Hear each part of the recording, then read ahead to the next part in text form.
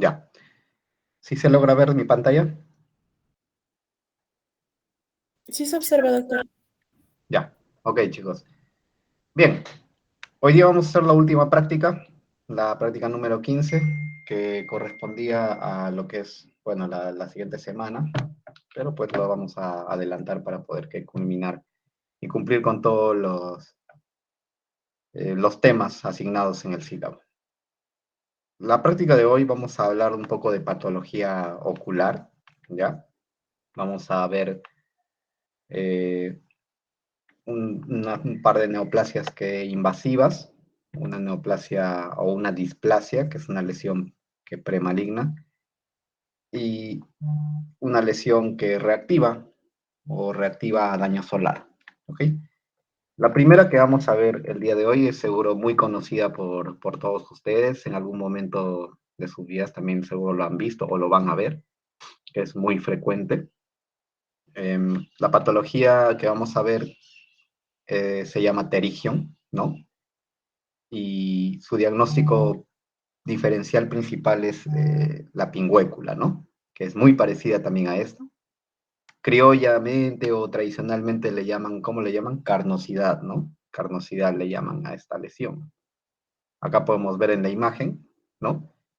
Es una proliferación de tejido conjuntival, ahí, como pueden ver, ¿no? De componente fibrovascular, ¿ya? Porque podemos ver este tejido medio blanquecino, es el tejido fibroso, y los vasitos en rojo, pues el componente vascular, ¿no? Entonces, básicamente está compuesto de un tejido fibrovascular o un core fibrovascular que va a empezar a desarrollarse de la conjuntiva vulvar, ¿no?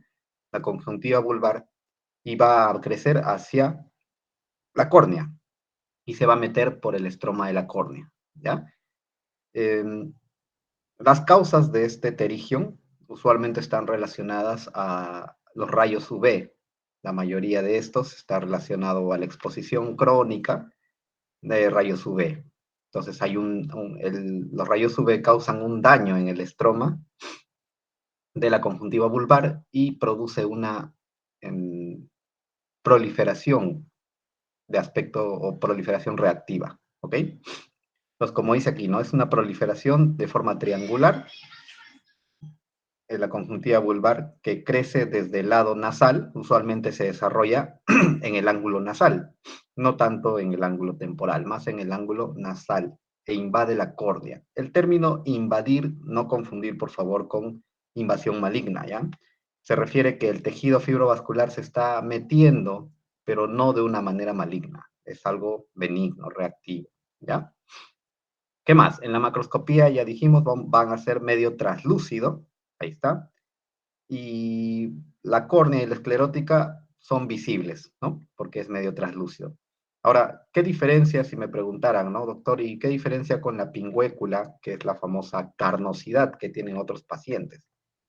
La pingüécula, que es su diagnóstico diferencial, histológicamente es muy parecida, pero la pingüécula no invade la capa no invade a la córnea, ¿ya? Sabemos que la córnea está aquí, es superficialmente, ¿no? No la invade. La pingüécula crece más o menos así. Un momentito. Ya. La pingüécula crece así, pero solamente se limita a los bordes de la córnea. Digamos que la córnea está acá. En cambio, el pterigion sobrepasa la córnea invadiendo por dentro del estroma corneal. Entonces, todo esto sería el pterigion, ¿no? El tratamiento básicamente es cirugía. Hay que retirar esta proliferación. ¿Por qué? Porque también está asociado a displasias y cambios premalignos. O sea, en el contexto de un pterigion puede desarrollarse una neoplasia intraepitelial conjuntival. Acá mayor aumento. Vamos a ver, ¿no? Todo esto es un tejido que fibroconectivo es bien delgado, por eso es medio translúcido, con un componente vascular marcado, ¿no? Ahí está, congestivo. Listo. En la microscopía, esta lesión, blanquecina o pterigion, se va a ver de la siguiente manera. Como ya dijimos, es un tejido conjuntivo fibrovascular que va a migrar desde la conjuntiva vulvar, ¿no? la conjuntiva vulvar que está recubriendo parte de la esclera, hacia la córnea, se va a meter hacia la córnea, ¿no? Entonces tenemos nosotros, esta es la córnea, acá está el iris, el párpado está así, ¿no? Y acá viene un recubrimiento así, igual acá abajo, así. Sabemos que este es el párpado, por detrás del párpado está la conjuntiva palpebral o tarsal, ¿no? Esta es la conjuntiva palpebral o tarsal, pero esta que está recubriendo aparte de la esclera es la conjuntiva vulvar, ¿no? Vulvar, que está recubriendo a la esclera hasta esta parte, y a partir de aquí es la córnea, ¿no? Que es la capa translúcida que va a permitir el ingreso de la luz, ¿no? ¿Ok? Entonces, esta parte de aquí de la conjuntiva vulvar es la que se va a alterar, porque justo cuando hay sol o cuando estamos expuestos al sol, los rayos penetran de esta manera y afectan esta área de aquí, que sería la conjuntiva vulvar, ¿ya? Y ahí es donde se generan los cambios degenerativos propios de los rayos UV. Entonces, esos cambios degenerativos se van a denominar degeneración elastótica, ¿ya? Este término hace referencia al daño solar o al daño de rayos UV. ¿Y cómo se ve esa degeneración elastótica? Como un cambio basófilo. El estroma de la conjuntiva vulvar se vuelve basófilo, como pueden ver aquí, como unas proyecciones basófilas, ¿no? Ahí están, que están debajo del epitelio conjuntival o corneal. Ahora, esta degeneración elastótica se va a meter hacia la conjuntiva ya no solamente vulvar, sino hacia la córnea, por debajo de la córnea. Hay una invasión, ¿ya? Pero no es una invasión maligna, sino es una invasión que reactiva. ¿Qué más? Esta degeneración elastótica son estas estructuras fibrilares basófilas, ¿no? Son como unas fibras que onduladas de color morado, ¿no? Basófilo. ¿Qué más? Puede tener infiltrado inflamatorio agudo y crónico variable, ¿ya? Acá, por ejemplo, en la parte de arriba, vamos a ver, hacia el lado izquierdo, esta parte es la conjuntiva vulvar, ¿ya? Y el lado derecho es la córnea, ¿ya? La córnea normalmente tiene un epitelio, tiene una membrana, ¿ya? Que es la membrana de Bowman, un estroma, una membrana interior o membrana de Descemet y un endotelio hacia abajo, ¿ya? Un endotelio o le dicen epitelio interior. Esas son las capas de la córnea. Entonces, ¿qué pasa? En este terigion, la proliferación estromal o la degeneración, perdón, la degeneración elastótica se va a generar a nivel de la conjuntiva, de este lado, que es estas manchas en morado. Entonces, estas manchas en morado van a ir penetrando poco a poco y metiéndose por debajo de la córnea. Ahí ven cómo estas manchas moradas se están metiendo por debajo de la córnea y están ocasionando esa proliferación blanquecina y vascular, porque está generando no solamente degeneración elastótica, sino también vasos sanguíneos, ¿ven? Ahí están vasos sanguíneos. Por eso es que en la macro se ve así, como una invasión, como un tejido fibrótico vascularizado, ¿no? Que está invadiendo la córnea. Ahí está, se está metiendo. ¿Sí? ¿Qué más?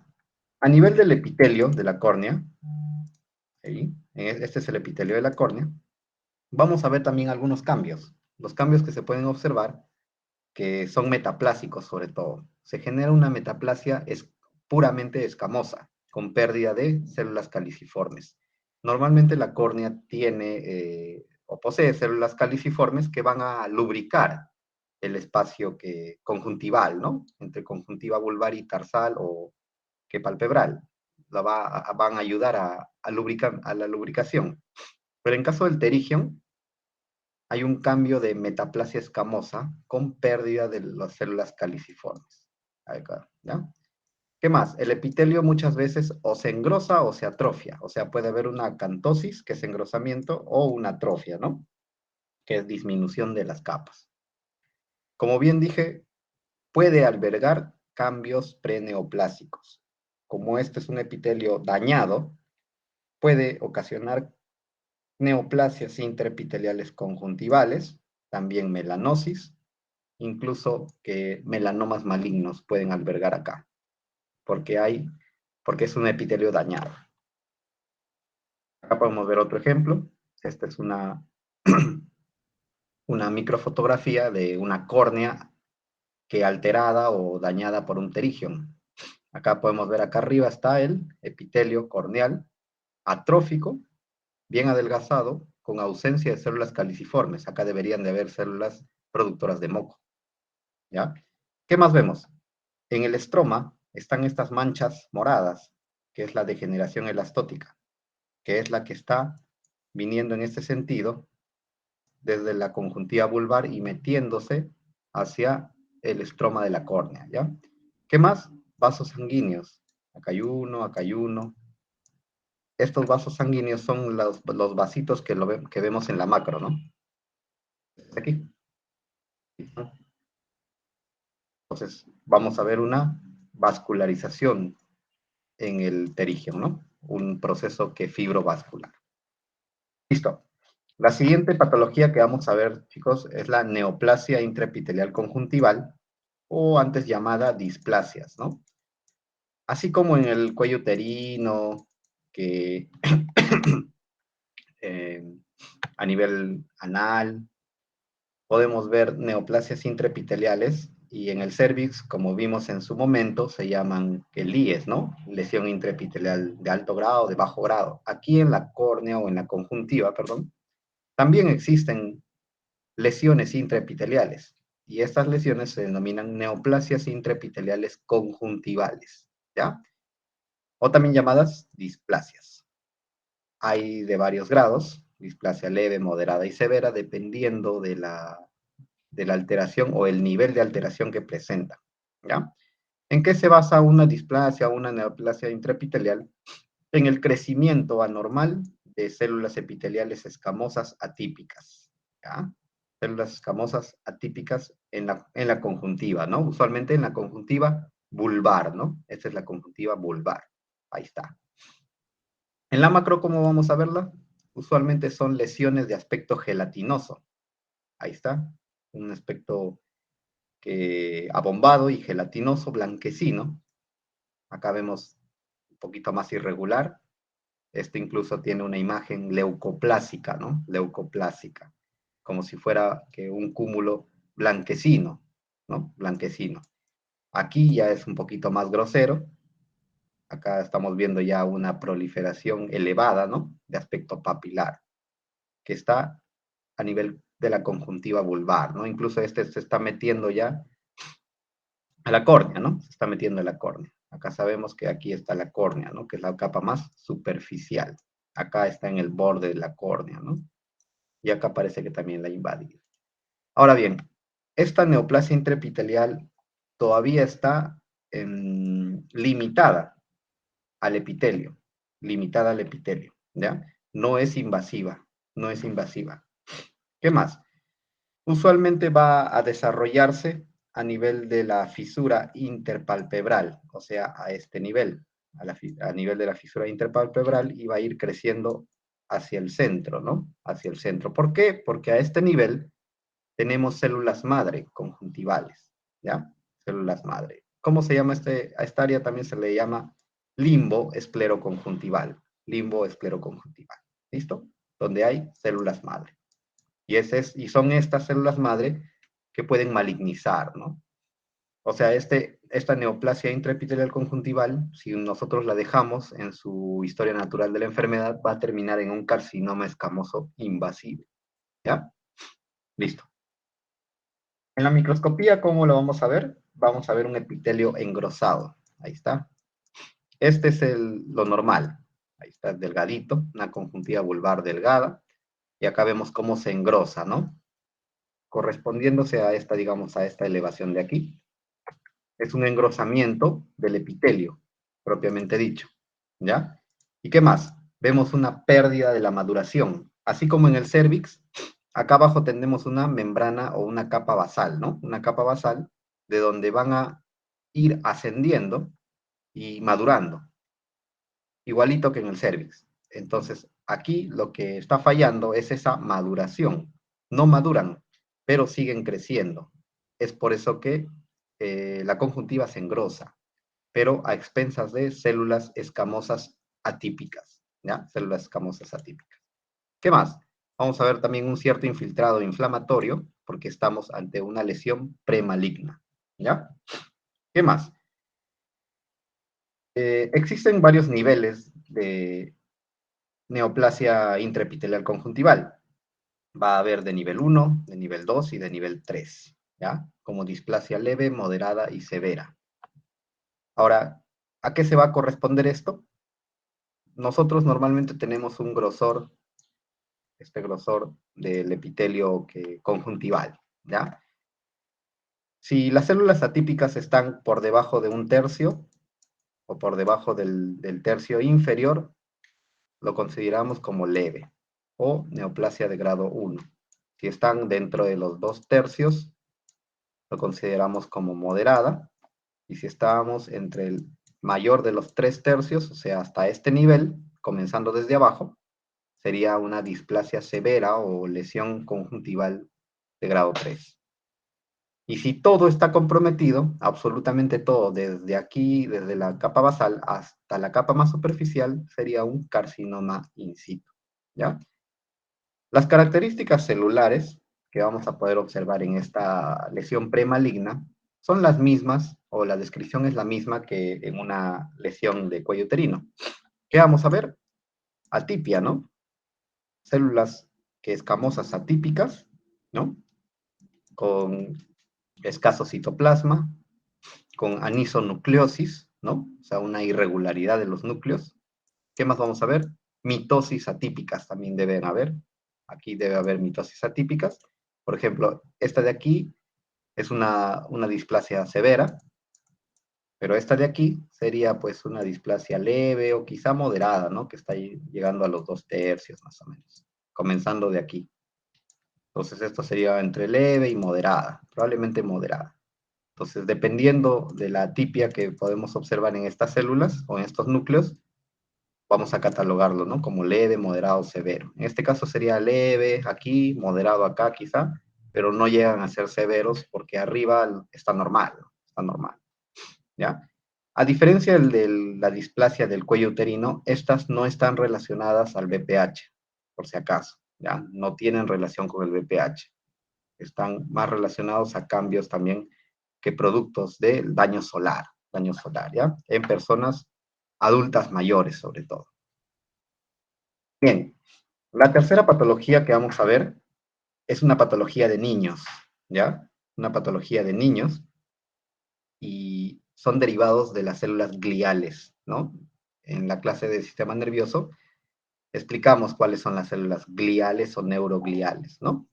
Entonces, en ese contexto, el astrocitoma pilocítico, ¿ya? Y se llama pilocítico porque tiene como unas proyecciones como en forma de pelos, por eso se le han denominado pilocítico. Este tumor, ¿ya? Que es un astrocitoma de grado 1, ¿ya? Grado 1 de la OMS o glioma de grado 1, ¿ya? Es un tumor, como ya dije, propio de niños y adolescentes, ¿ya? Normalmente el lugar de desarrollo más frecuente es el cerebelo, ¿ya? Pero también se ve muy frecuentemente a nivel de la vía óptica, desde el nervio óptico, incluido que la retina, hasta la corteza occipital, ¿no? Donde está que los centros visuales, ¿no? Los centros visuales. ¿Qué más? Como es una neoplasia de grado 1, usualmente va a ser bien delimitado, ¿ya? Bien circunscrito, con procesos piloides o pilosos, similares a pelos, y esto ya dijimos, ¿ya? Es bien delimitado, usualmente tiene componente sólido y componente quístico, o sea, es bifásico, ¿ya? Bifásico. ¿Qué más? Puede asociar calcificaciones y hemosiderina, que es un sangrado antiguo, ¿ya? Como vamos a ver, por ejemplo, acá tenemos unos ejemplos de resonancias magnéticas, en la cual podemos ver, ¿no? En un corte coronal, ¿no? Ahí vemos un corte coronal, cómo está una masa hipointensa, bien definida, ¿no? Dentro de la cavidad ocular o del globo ocular. Ahí está. ¿Qué más? En un corte transversal vamos a ver cómo esta neoplasia corresponde a un engrosamiento del nervio óptico. Vean aquí el nervio óptico del lado izquierdo y del lado derecho, cómo difieren en grosor, ¿no? Ahí está, podemos ver, y está bien delimitado, no tiene bordes infiltrativos. En T2, o sea que es el otro modo de evaluación en la resonancia magnética, igualmente está ahí engrosado. Y el lado contralateral está normal, está bastante normal el nervio óptico. Cuando hacen la resección de este nervio óptico, o sea, operan al paciente, obtuvieron un nervio óptico engrosado, ¿no? Pero bien delimitado. Quiere decir que la neoplasia estaba contenida al nervio óptico. Ahí está.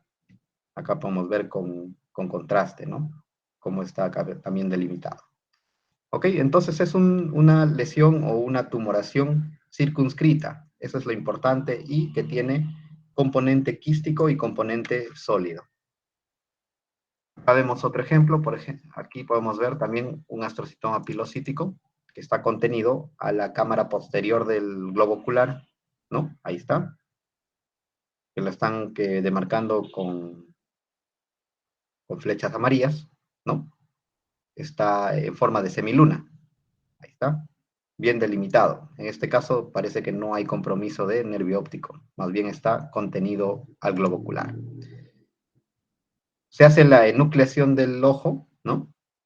Y se puede obtener esta imagen, en la cual la tumoración es más o menos de este borde, ahí aproximadamente, ¿no?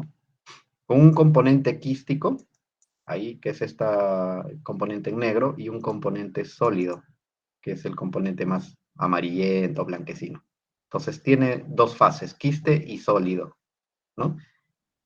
En la microfotografía de un corte globo ocular, igualmente, ¿ven? Acá podemos ver la tumoración bien delimitada, ahí está, que aparentemente no invade el nervio óptico. Esto es el nervio óptico.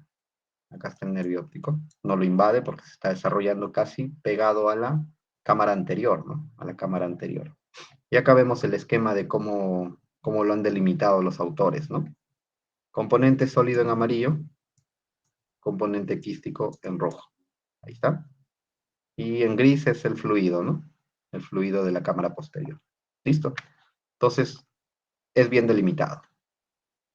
En la microscopía, como bien dijimos, tiene patrones de crecimiento.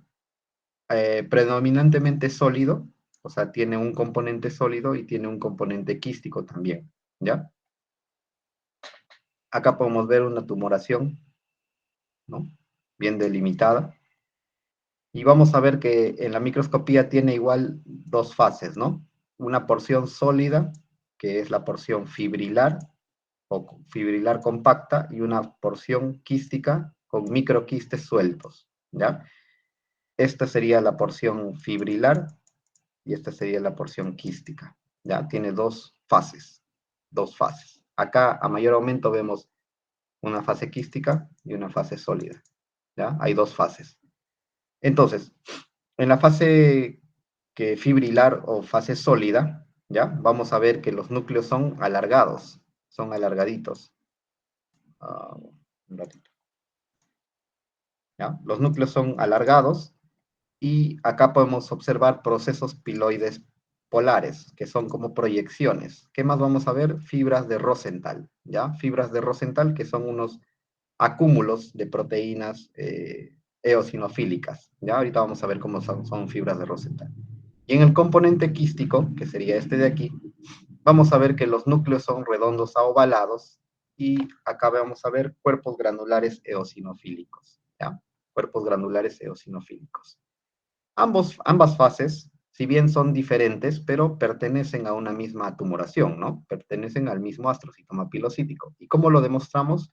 Pidiendo un estudio de inmunistoquímica para GFAP, ¿no? Para GFAP, que es un marcador que neuroectodérmico, ¿ya? Y vamos a ver cómo está marcando en marrón, dando positividad para astrocitoma pilocítico. Acá podemos observar, por ejemplo, la apariencia bifásica, ¿no?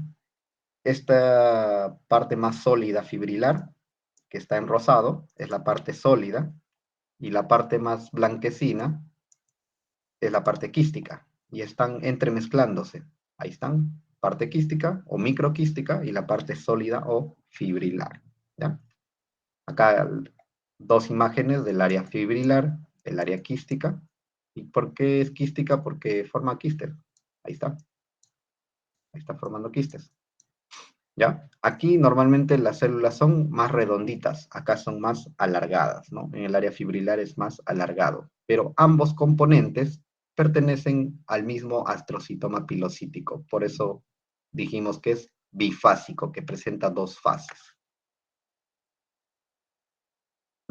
Estos procesos alargaditos o proteináceos, que son procesos proteináceos, se llaman fibras de Rosenthal, ¿ya? Que se observan en el astrocitoma pilocítico. No es patognomónico, porque también se puede ver que en otros astrocitomas, incluso en enfermedades degenerativas, pero en el astrocitoma pilocítico, que también se presentan las fibras de Rosenthal, ¿ya? Estos son estos cuerpos eosinofílicos. Ahí está. Fibras de Rosenthal. Y usualmente está en el componente sólido, ¿ya? En el componente sólido. ¿Qué más vamos a ver? Proliferación de vasos sanguíneos de aspecto glomeruloide. Esto de aquí. Es un endotelio proliferado en forma de ovillo, que parecen glomérulos renales. Es otra característica del astrocitoma pilocítico. Acá podemos ver, solamente para que puedan darse cuenta, los procesos pilocíticos de estas células tumorales, ¿no? Todos estos que como aspecto de pelos son las proyecciones de las células del astrocitoma pilocítico. Por eso lleva su nombre como pilocítico, ¿ya? Listo. Por último, vamos a hablar un poco del retinoblastoma, un tumor muy frecuente en la infancia. Es el tumor más frecuente en el grupo etario de los infantes, ¿ya? El tumor que ocular maligno más frecuente en infantes. Este tumor usualmente se presenta dentro de los 3 primeros años de vida. Va a tener un pronóstico bastante variado dependiendo del compromiso de estructuras adyacentes que pueda tener. Tiene bastante capacidad metastásica, por ende es que su diagnóstico debe ser pronto y precoz para poder salvar el globo ocular del niño y la vida también del niño, ¿no? Entonces, clínicamente, ¿cómo nos damos cuenta de este retinoblastoma? Vamos a ver que en un fondo de ojo o incluso a simple vista, vamos a ver que la retina va a tener un color que blanquecino, ¿ya? Al fondo. A este signo se le llama leucocoria, leucocoria. Ahí está, vemos, ¿no? Al fondo hay como un haz blanquecino en el fondo de la retina. Igualmente aquí, acá podemos ver al niño y hay una pequeña mancha, ¿no? Ahí vemos, hay una mancha, leucocoria con estrabismo, ¿no? Estrabismo, uno de los ojitos o el ojito afectado está desviado, ¿no? Tiene la mirada desviada, con estrabismo. Leucocoria más estrabismo, muy sugestivo de retinoblastoma en un niño menor de 3 años, ¿ya? ¿Qué más? Vamos a ver que en la macro, acá podemos ver, ¿no? Una enucleación de un globo ocular y se ha hecho un corte sagital, ¿no? Corte sagital, en la cual podemos ver que en la cámara posterior, ¿no? Esta es la cámara posterior, hay una proliferación, ¿no? De aspecto papilar, ¿no? Blanquecina, de tipo arenosa, también parece como si fuera arenilla, ¿no? Que está ocupando casi todo que el espacio posterior, casi todo el espacio posterior, aparentemente sin compromiso del nervio óptico. Acá debería estar el nervio óptico, parece que no lo compromete, sino está contenido a la retina, ¿no? A la retina. Lleva su nombre de retinoblastoma porque cuando se estudió este tumor, se dieron cuenta que el defecto genético es una alteración o se suprime el gen del retinoblastoma de tipo 1. Y el gen del retinoblastoma sabemos que es una proteína o un gen que va a producir la proteína supresora tumoral del retinoblastoma, ¿no? Entonces eso va a dar cabida a la formación de este tumor, ¿ya? A la formación de este tumor. ¿Qué más? Acá dice, pérdida o inactivación del gen del retinoblastoma RB1. En la micro, acá vemos una microfotografía de un corte completo de globo ocular, ¿no? Ahí está. Como podemos ver que este tumor está creciendo de las capas de la retina, ¿no? Ahí está. Está adherido a la zona posterior del globo ocular con aparente compromiso o muy pegado al nervio óptico. Ahí está el nervio óptico. En la micro que vamos a ver es una proliferación de células pequeñas, redondas y azules, así se denomina. Células pequeñas, redondas y azules, de escaso citoplasma, que estos núcleos están muy pegados unos con otros porque el citoplasma es muy escaso, están invadiendo, se están metiendo por dentro de las capas de la retina, ¿no? Están invadiendo la retina. Esta es la retina. Todo esto es la retina y acá esta proliferación morada está metiendo, ¿no? Un momentito. Ya. ¿Qué más? A bajo aumento vamos a ver una masa tumoral que puede ser desde un color violeta a un color que medio azulado, basofílico, ¿no? Azulado o basofílico. Ahí está. Va a crecer en forma de nidos, sobre todo. Nidos o láminas. Ahí está. ¿Qué más va a acompañar? Necrosis, ¿ya? Áreas de necrosis. Acá podemos ver lo más morado o lo más basofílico es el tumor o las células tumorales y lo que está alrededor, que es más rosado, son necrosis. Como el tumor tiene una tasa mitótica muy elevada, va a dar cabida a bastantes áreas de necrosis, ¿ya?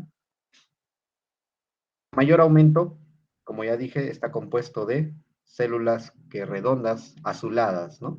O basofílicas, con escaso citoplasma, en crecimiento que de láminas o sólido, en nidos o trabéculas. Y va a formar unas estructuras bastante características, que son estas, las famosas rosetas, ¿ya? Una roseta es una formación con un aspecto de una flor.